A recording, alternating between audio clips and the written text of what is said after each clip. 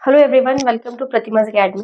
देखिए, आज की इस वीडियो में ना मैं आपको वो इम्पोर्टेंट चीज़ बताने वाली हूँ जो कि हर एस्पिरेंट के जिसमें 1-2 साल ही समझने में निकल जाती है कि उसे पढ़ना क्या है, कितना है और क्यों है, ठीक है? और पढ़ना कैसे है, ठीक है? इस चीज़ को समझने के लिए अगर कोई नया एस्पिरेंट है ना तो उसको बहुत टाइम लग जाता है, 1-2 साल का टाइम ये समझने में लग जाता है, अगर कोई उसे ना बताए तो।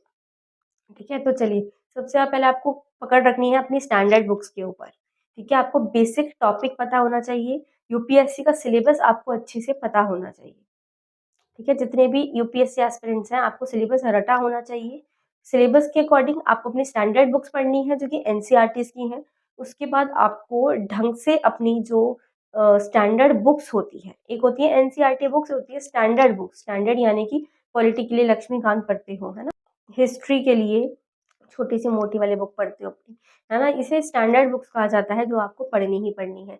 उसके अलावा आपको करंट अफेयर्स पे अपनी पकड़ रखनी है, ठीक है? और आपको टॉपिक को कैसे पढ़ना है, जब आप बेसिक टॉपिक पढ़ लेते हो, आपको बेसिक प्लस करंट अफेयर्स को मिला करके पढ़ना है।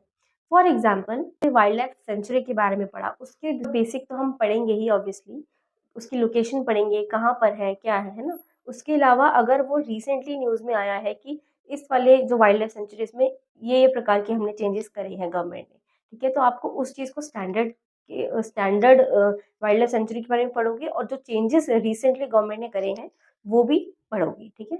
तो करंट अफेयर्स और स्टैंडर्ड को मिला करके आपको अपना कंटेंट तैयार करके आपको यूपीएससी के लिए तैयारी करनी होती है, ठीक है? ये इन्फॉर्मेशन आपको कितनी हेल्पफुल लगी, मुझे ज़रूर बता देना। सब्सक्राइब कर लीजिएगा, फॉलो कर लीजिएगा और शेयर कर दीजिएगा। मिलती हूँ एक और हेल्पफुल वीडियो के साथ।